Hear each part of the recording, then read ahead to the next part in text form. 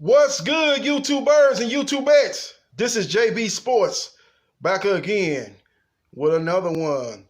Fresh off an exciting weekend in boxing, Tyson Fury takes the WBC strap for Deontay Wilder by 7th round TKO as the corner threw in the towel. And it was a dominating performance by Tyson Fury that puts him as the #1 heavyweight in the world. Now, Deontay Wilder has exercised his rematch clause, and look for that fight to take place sometime in June or July.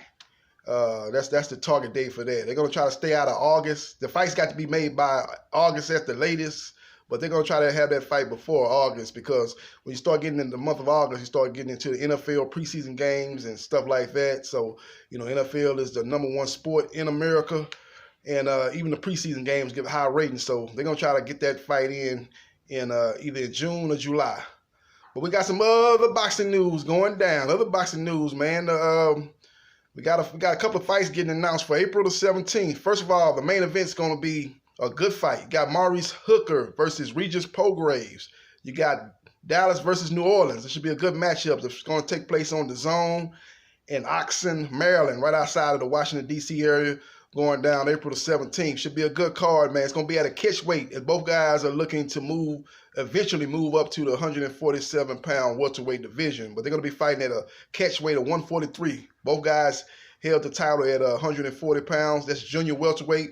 In their last fight, Maurice lost to Jose Ramirez in a Fight of the Year candidate. Very exciting fight that took place in Frisco, Texas, the Cowboys practice facility. And Regis Prograis was last seen fighting in the UK in a unification fight to determine who was the head honcho at the junior welterweight division. And he lost a very competitive decision to Josh Taylor in a good fight, but came up a little bit short. So those two guys will be looking to lock horns. It should be an exciting fight.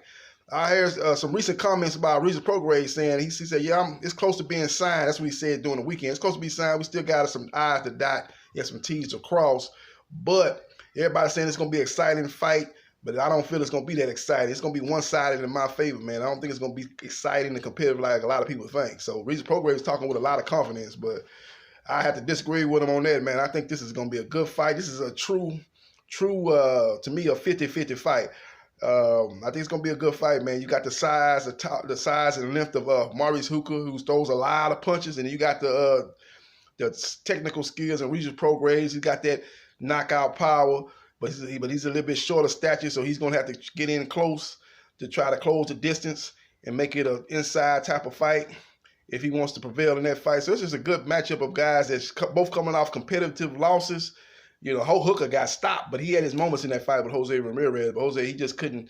He didn't have enough punching power to keep Jose Ramirez off of him. And in spots, Jose Ramirez even was able to kind of outbox him in certain spots, and that was kind of surprising.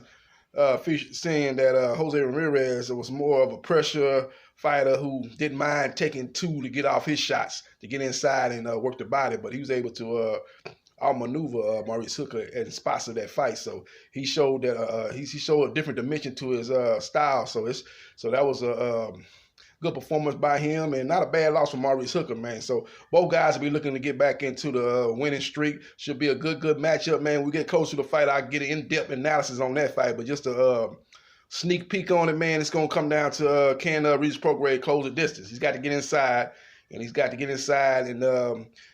get in his power shots, go to the body, go with combinations up top, and use his strength, which is power.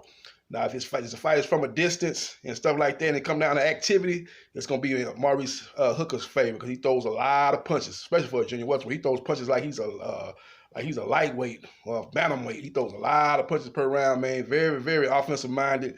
It's very tall for the weight class. Even for junior welterweight, he was tall. Now he's moving up closer to welterweight at 143 pounds. Catch weight, he's still tall for that weight class. So it should be a very, very interesting fight. Now, as far as the co-feature, this is going to be a good card. I got to give it to DAZN on this. They got some good cards coming up. They got a card coming up this weekend that's going to be good with Mikey Garcia versus Jesse Vargas. That fight taking place in Frisco, Texas at the Star, Dallas Cowboys practice facility. And they got a good card for that fight, man. That should be a real good card. But this is this here card is gonna be good too. If you know, we're just looking at the main event and the co-main event. And the co-main event gonna be for the WBC lightweight title. Luke Campbell from the UK goes against rough and rugged and unorthodox Javier Fortuna for the WBC lightweight title. As you know, Devin Haney won that title late 2019, but got injured, so he's a champion in recess. He's supposed to fight the winner of this fight. As you know, Vasily Lomachenko, you know, he had the belt when he defeated Luke Campbell in 2019, but for some unknown reason, Maurice Suleiman gave him a franchise tag, so elevated him to franchise champion, so he don't have to defend his belt against you know, #1 ranked mandatory or nothing like that. He free to maneuver, you know, where he want to maneuver. He's not obligated to fight anybody that's ranked in the top 10 of the top 15 of the WBC. So that's just what it is. So this fight here is a good fight, but this is kind of like whoever wins this fight to me is not the true champion. The champion is Devin Haney, but they'll have a belt, and it's kind of like the Joe Frazier, Muhammad Ali back in the early 70s when Joe Frazier had the belt, but he wasn't going to be considered a true champion until he beat Muhammad Ali, because who was suspended because he didn't want to serve in the Vietnam War. Same thing with Devin Haney. It's just a different scenario. He's hurt. He's not able to defend his title against one of these two guys that, you know, whether it be Javier Fortuna or Luke Campbell, whoever was the #1 ranked contender. He's not able to do that because he's hurt.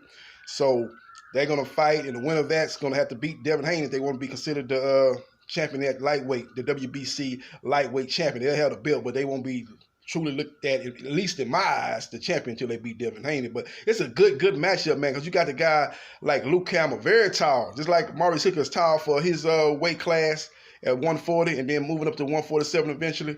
Luke Campbell is very tall for his weight class at 135. Big, tall guy, man. I think he probably could, you know, eventually move up in his career to a junior welterweight division, moving up from lightweight, because he's a very tall guy. You know, he's a solid guy, nothing special, nothing great about him. Like Floyd Mayweather just used to say, straight up and down, no special effects. That's what Luke Campbell's about, man. He's solid, not bad, not bad fighter, just nothing special about him. He's got a lot of tenacity. He's got he throws good combinations. He lets his hands go. He keeps you very if you ain't careful, man, if you can't keep up with his activity, man, he'll keep you on the defensive a lot in that fight and just outwork you and outpoint you due to his activity. So I give him credit where that's due.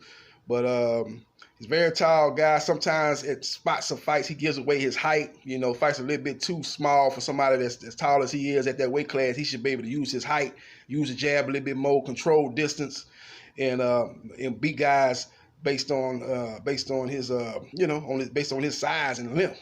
But sometimes he gets caught up and starts trying to go to war with people a little bit too much. And that could be his downfall, fighting Javier Fortuna, who is a rough and rugged customer, unorthodox, throwing punches from different angles.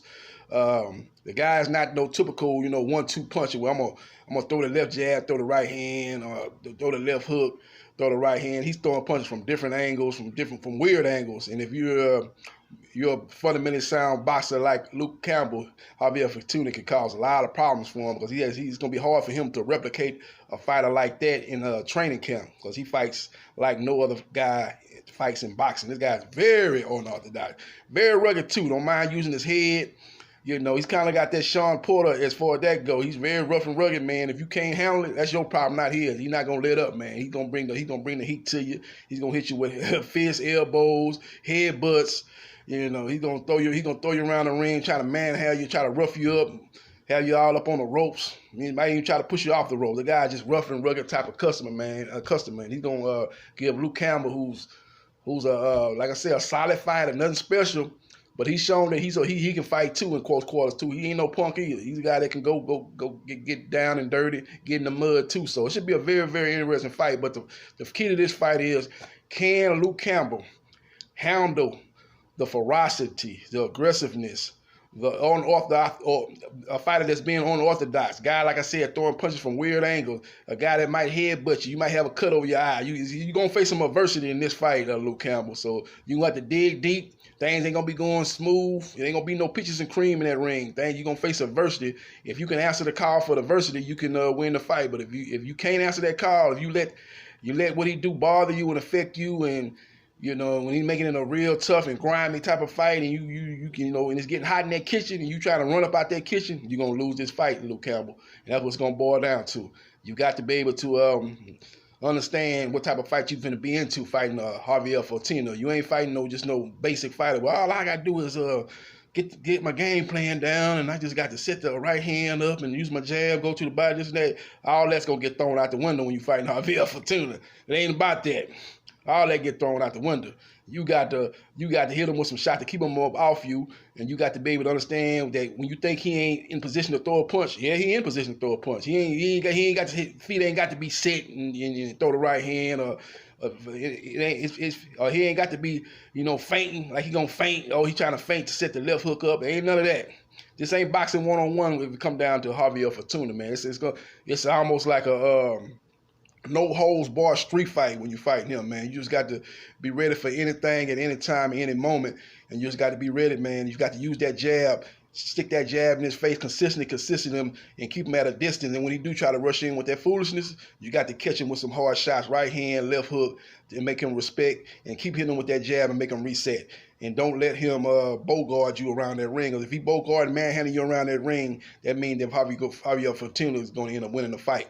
That's what it's going to boil down to. Can he handle the adversity that Javier Fortuna is going to throw at him? If he can handle that, he can win. If he can't, he's going to lose. It's just as simple as that. But it's going to be a good fight, man. Good card going down again at April 17th on DAZN, Oxen, Maryland, right outside the Washington, D.C. area. I want all my subscribers to comment on this fight. Who you like in both fights? Who you like in the Fortuna Campbell fight? Who you like to win that fight, and what round is going to go to the decision? And who you like in the Maurice Hooker Regis Prograis fight? Who you think going to win that fight? And what round do you predict knockouts of each fighter, or you think it's going to go to a decision? Let me know in the comment section what you think. This is JB Sports, the man, the myth, the legend. I holla.